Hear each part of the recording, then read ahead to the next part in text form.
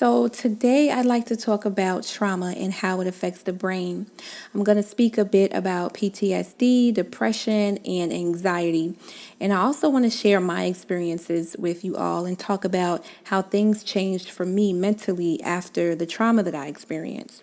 But first, I want to talk about the conversation around mental health and how the overall narrative about mental health has shifted. People are definitely more open and honest when speaking about mental health.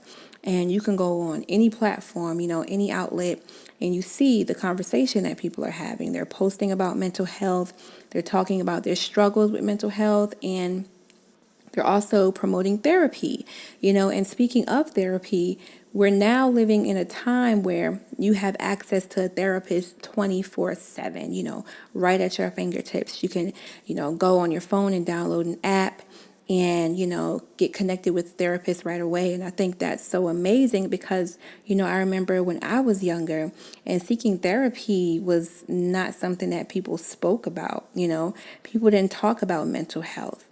And needing help was, often a sign of weakness.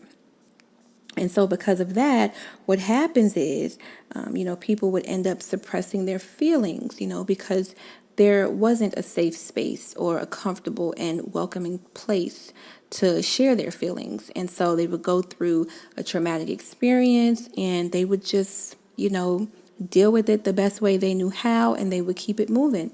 And, this type of attitude is very, very common in the Black community. You know what I mean?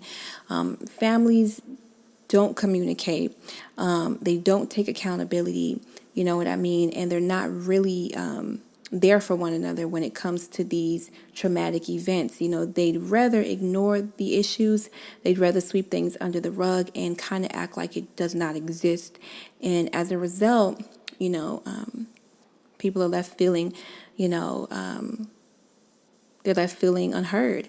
You know what I mean? Their emotions are unexpressed and, bottling things up and not being able to communicate and get help when you need it. It can lead to anxiety.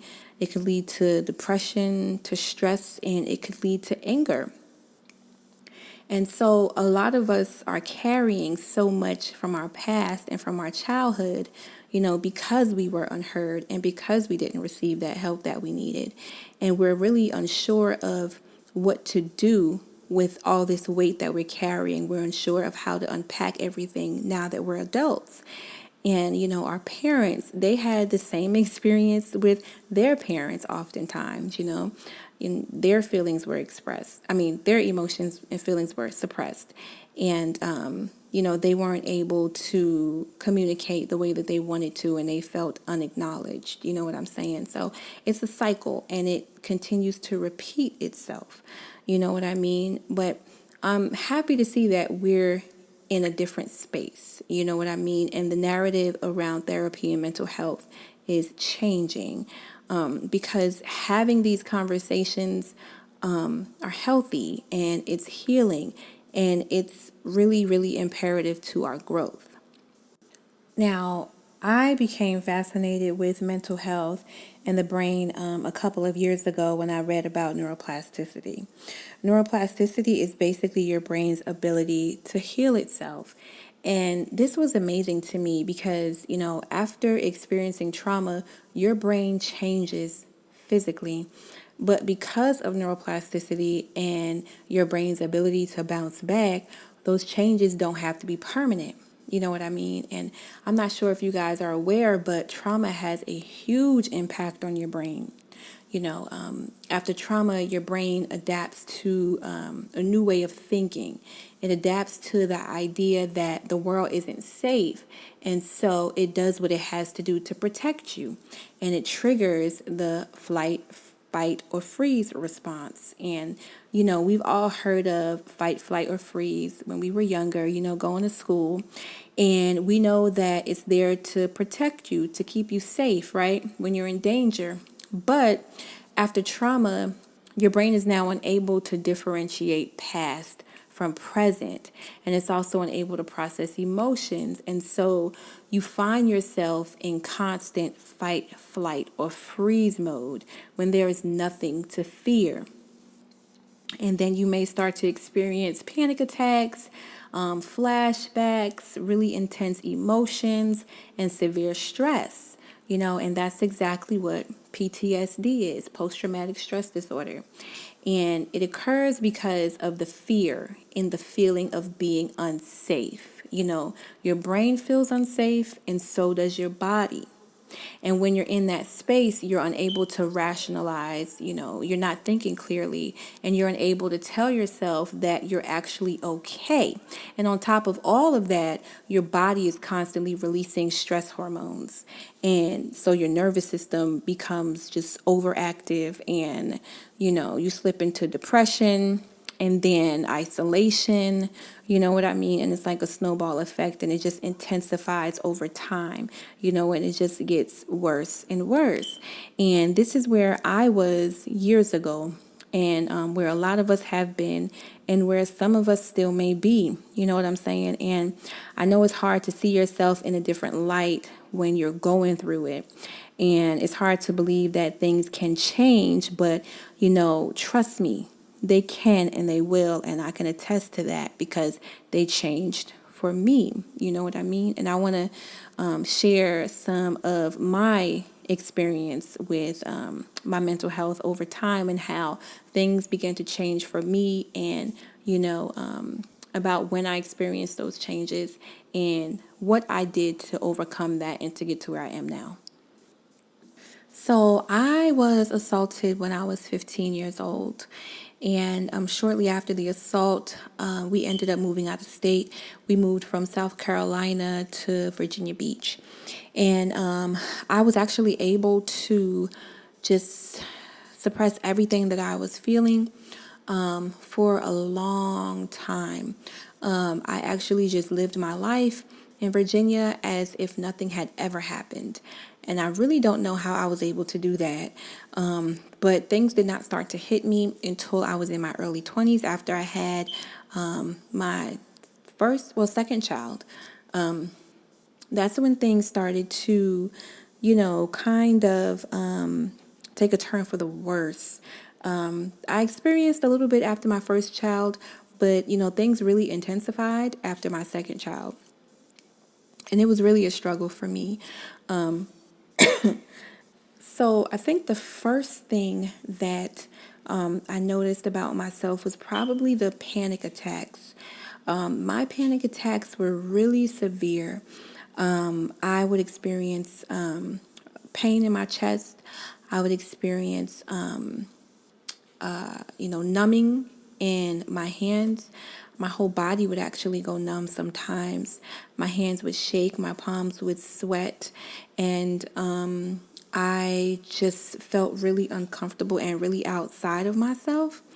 On top of that, my heart would just be racing uncontrollably, and I didn't know anything about breathing deeply or anything like that. I was not into mindfulness and meditation back then, and so as these things happened, I just kind of, dealt with it. I did seek help, but the therapist that I was going to back then was not very helpful and just wanted to, prescribe medication, which I didn't like because that made me feel outside of myself as well. So I stopped taking the medication, but the panic attacks, they were really severe. And I would get them just randomly. I didn't even have to have a trigger. I could just be at home and I'll just get a panic attack out the blue. I would get lightheaded and I wasn't able to, just do certain tasks because they were really just that intense. Another thing that I noticed about myself was I noticed that I would, I guess I call it jerks or twitches. Sometimes when I would have a flashback or think about what had happened, my body would jerk. And it was, something I could not control. Or my face would twitch, my lips would twitch or tremble, and it was something that that only happened when I, thought about the trauma I experienced, or when I would have like a flashback or something like that. I would get those jerks and uncontrollable like twitches in my body. Another thing that I experienced was intimacy issues. The intimacy issues did not start until I was in my early 20s. And I don't know, I guess when things started to get really heavy for me and I started having all of the flashbacks, that's when it became really hard to be intimate. And I would sometimes find myself, reliving the situation or the trauma, the attack in my mind while I was having sex. And then I would just, burst out into tears and I would get overwhelmed. You know what I mean? And a lot of times it would just be painful to be intimate. Physically I couldn't take it. I would compare it to it would feel like I was being stuck by a million needles, in that area. And it was really painful. And, I confided in my children's father, because I was with him at the time, about what had happened to me when I was younger. But, he was young as well. And I don't think he really, could understand or be compassionate with me or for me. I just don't think he got it. And, I feel like he tried, because we did have conversations and he did console me and he was there for me at times. But then there were also times where he wasn't. And, I would say that he was a little selfish, you know what I mean? And just wasn't as supportive as I would have liked him to be. So, I had the intimacy issues. I had the twitches and the jerks, the panic attacks, and then I also just developed social anxiety. And that ended up happening because I ended up becoming really depressed. And when I was really depressed, I would just, stay in the house all the time. I didn't really have any friends. I wasn't really close to my family back then. It was just myself, my children, and their father. And things were kind of like up and down with us. And so, most of the time I was just in the house. And when I was in the house, I was just stuck in there with my thoughts. And, I was thinking all kinds of things and, kind of reliving or replaying the situation in my mind and, thinking that things were my fault and why did this happen? Why did that happen? Why did I go out that night? And just blaming myself. And so I got really, really depressed. And, I just stayed in the house a lot and developed social anxiety. Got to the point where I was really afraid to be around people and afraid to go out. When I went out, I did not feel safe. I was always looking over my shoulder and, I did not feel good when I was alone. And so I stayed in the house a lot because I was just really fearful, I was fearful of what could happen if I was by myself. You know what I'm saying? I was fearful of, what someone might do, what someone might say. And so, I stayed at home a lot. Another thing that I experienced was like really severe brain fog. I wasn't able to think clearly, especially when I was having the panic attacks. I was not able to think clearly. But aside from just the panic attacks, on a day-to-day, it was hard for me to think clearly. And, I used to be a really, really, really good communicator, used to be someone who's very outspoken. But during this time in my life, I wasn't any of that. And it would be sometimes hard for me to even complete a sentence when I was communicating with someone. And it was really embarrassing. And so I kind of just stopped talking altogether for a little while, unless I really had to speak. Because I felt like if I opened my mouth, I would embarrass myself. You know what I mean? So it was just a lot. It was really, really intense. And, on top of experiencing all of those different things, things were not so great with my children's father and I. And there was a lot of verbal abuse there.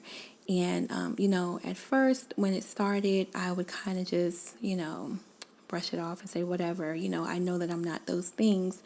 But he said them so much, so often, that I eventually ended up thinking that, I was those things. I ended up taking on that identity, those things that he said that I was, those names that he called me. I actually started to believe them. And it was because of the repetition. I heard them on a consistent basis every single day, and they cut deep and they hurt. And I eventually started to believe that they were true. And so it was just a really difficult time for me in my life. And by this time, I was probably a mother of three. And, I had to make sure that I, was doing the best that I could for my children, which was very difficult because I always felt unhappy. I always felt unfulfilled. I was just really, really sad, and I did a lot of just staying in my room. You know what I mean? I would definitely cook for the kids. I would definitely get their clothes out, help them, with their homework, and, get them off to the bus stop. But after that, I would go to my room if I wasn't, in school, and if I wasn't working, I was in my room, and I was just, laying there, just sitting there, just severely, severely just depressed, and, not knowing what to do with my life, and not knowing, who to reach out to for help. Because, like I said, during this time, I wasn't talking to my family, so I was going through most of this alone. And, I didn't have anyone to confide in.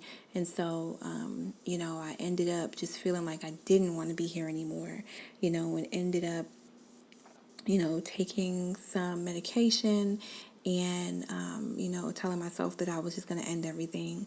You know what I mean? And so it was a very difficult time for me, and all of these things had transpired after the assault. Of course, not right away, because like I said, I was able to just suppress it for some years, but when it came down, it was heavy.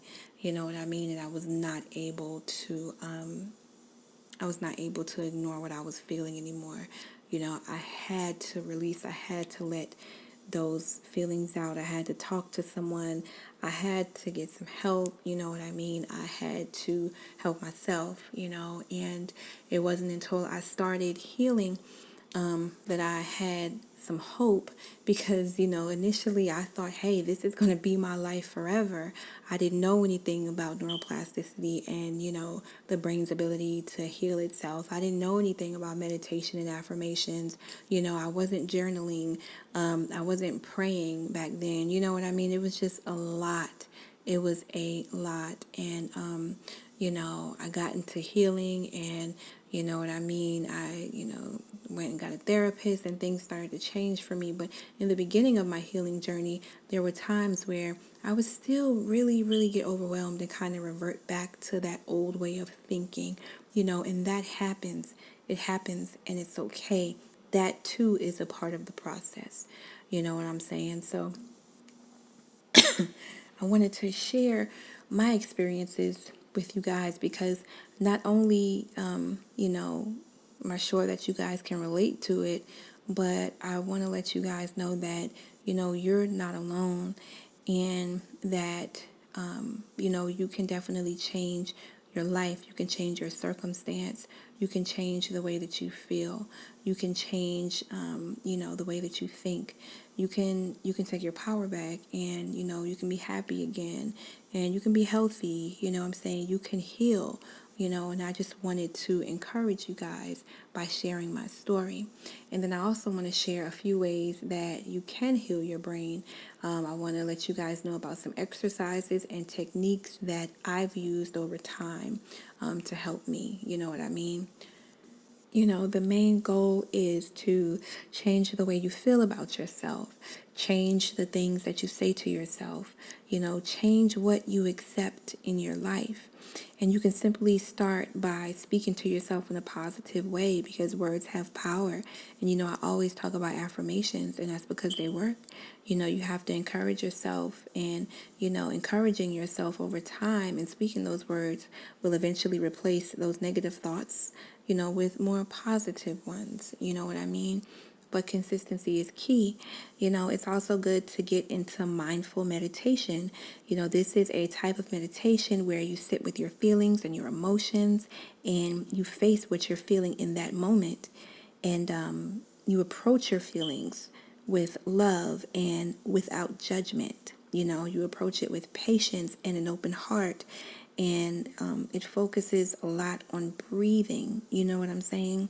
And then while you're breathing and, being present, you also want to understand that you are safe in this moment, and that the trauma that you experienced was not your fault, but you are here right now. And in this moment, you are safe. You know what I mean? And I want to speak a little more on breathing, because breathing is very important. Deep breathing is calming, it's healing, and it can help cope with stress, and it can bring you back to your center. It helps you release tension and any built up energy. It can restore you. So going on YouTube and looking at some breathing techniques and following that is a really, really good idea. Also, communication, talk about your problems, connect with others. You know what I'm saying? Whether it's through therapy or a support group, or, family and friends, whoever that you feel is in your corner that you can talk to, definitely do that. Communication is important, and I always speak on that a lot as well. I also want to encourage you to get out and create new memories. You know what I'm saying? Whatever it is that makes you happy, for me, it's nature. You know what I mean? Get out there and create new memories, because these new memories that you create will combat the older traumatic memories that you have stored in your mind. And creating these new memories also are going to release the happy chemical in your brain, serotonin. And the more that you do these things that make you happy, the more your brain changes, and it's no longer releasing the stress hormones, what I'm saying, the cortisol. It's now releasing serotonin, and you're actually healing yourself in the process of doing something that you find enjoyable. And this is why I love hiking so much. You know what I mean? This is why I love the waterfalls so much. And this is why I love spending time with my kids, because these moments give me so much joy. You know what I mean? And while I'm experiencing them, I'm also healing my brain and changing the chemicals that are being released in my brain in the process. And I also want to encourage you all to face your fears. Resistance makes stronger. So take baby steps in facing your fears and do the things that you thought you couldn't do. I made a documentary a few years ago, and in that documentary, I actually had to go back to South Carolina and film in, my old apartment complex. I had to also film in front of the hospital that I was taken to after I was assaulted. And I also had to film in front of the villa where I was assaulted. And it was something that I thought I could never, ever do. It was something I didn't want to do. It was something I was afraid to do.